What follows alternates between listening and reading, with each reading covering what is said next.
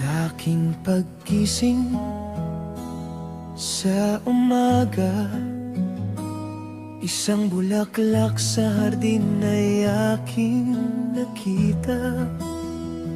Kagandahan niyang taglay, tunay na mapanghalina. Iba't ibang kulay ang sa kanya'y makikita, at parang nagsasabing, halika, lumapit ka. Lumapit ako, puso ko'y napaligaya. Mahal kita, ang una kong nasambit pa.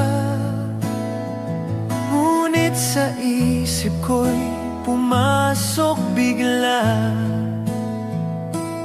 darating ang oras na siya'y malalanta.